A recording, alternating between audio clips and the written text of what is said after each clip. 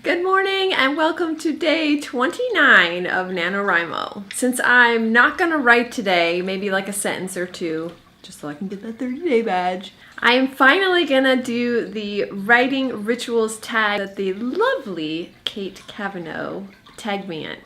Okay, here we go. Question number 1, when do you write? I can write at any time during the day, but I'd say my best hours are anywhere between 11 to 3 or 4 p.m. Because I usually in the mornings like to work out, get all my emails and computer stuff done, so all of that's just out of my head. And then I shower, and then I sit down and I'm ready to start the day. And that usually ends up about 11 o'clock. Question 2, how do you seclude yourself from the outside world? Well, now that I live in the Americana, which is basically above Disneyland, it feels like, I seclude myself in my apartment. I'm actually one of those introverts that loves being around people but not interacting with people.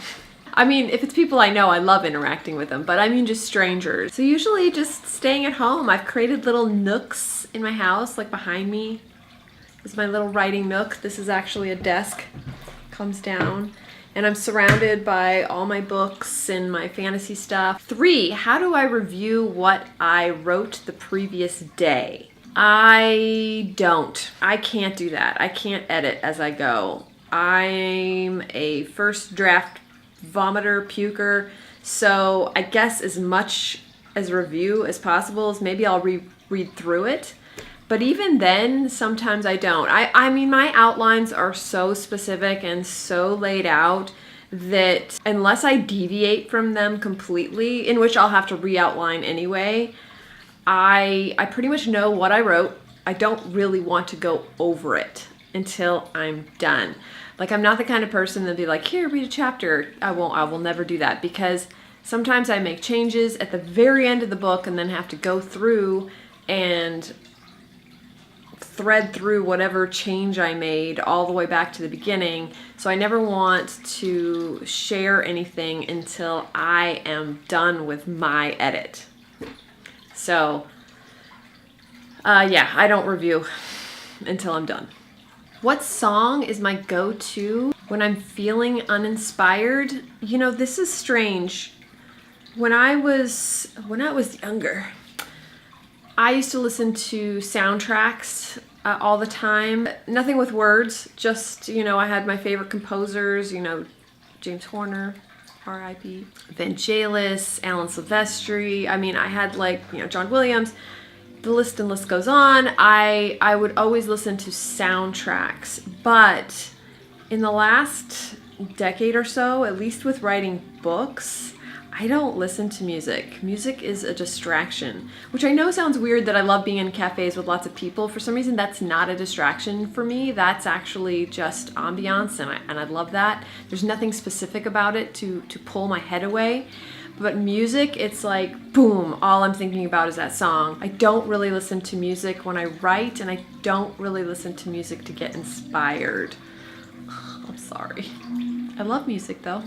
What do you always do when you find yourself struggling from writer's block? Now, it's funny because Kate Cavanaugh brought up that she doesn't believe in writer's block, and I'm kind of the same opinion in the sense that I don't believe it's like a disease that you can get, like, oh God, I have writer's block, I can't write. I do believe in using it as a term when you're stuck in your story. Just you don't feel like writing for the day. I always go, right. But you know, I don't actually call it writer's block. I just go, oh my God, I'm stuck, I don't feel like writing today. So, I don't know.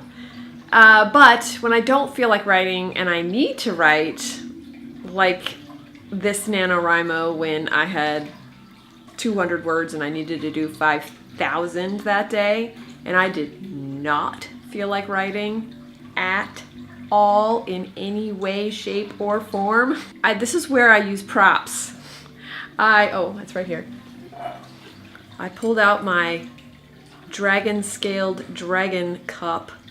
I made my favorite tea, which was peppermint tea. I made everything as cozy as possible, and then, even though I still didn't feel like writing, I just started writing. And I know that sounds so stupid and so like, if you don't feel like writing, you're not gonna write.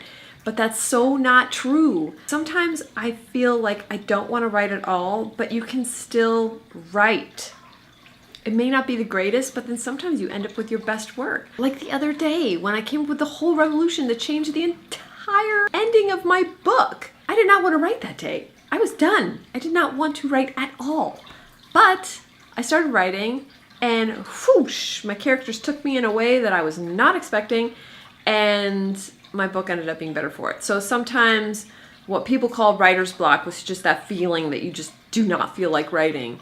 You can just bust through it by sitting yourself down and just writing anything. Just do it. I know, easier said than done, but it's all mental. It's all mental. Number 6, what tools do you use when you are writing? That's a lot of ye. I don't really have tools. Like I said, I have my props, which are, my mugs, mainly cups of liquid. That's the awesome cups in my liquids. Someday I'll do a whole video on my mugs because I have the most insane mugs on the planet. But I collect them. I love them.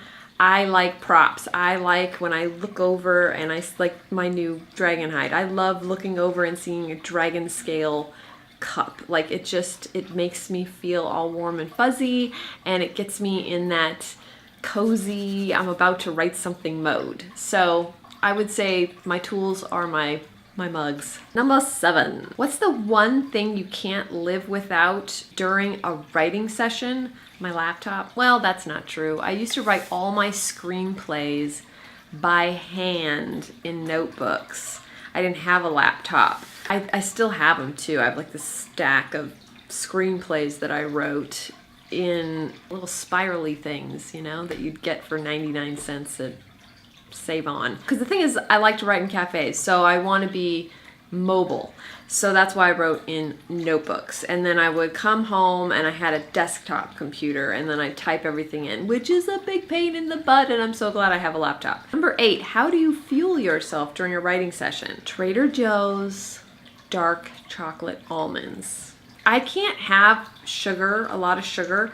I consider myself on a low sugar diet for the last 5 years. That's just more like added sugar or refined sugar. It's not dangerous, don't worry. It's heart issue. It's called mitral valve prolapse, and there's the dangerous kind and the non-dangerous kind.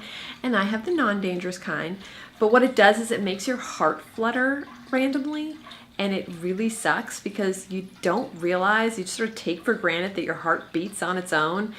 And when it starts getting off, like it is so distracting and disturbing, and it's just the worst feeling. I hate having flutters. And unfortunately, refined sugar, triggers these flutters, which if you knew me in my 20s and oh my God, I was a sugar addict. I mean, I would eat a whole freaking pie. I sweet tooth like insanity.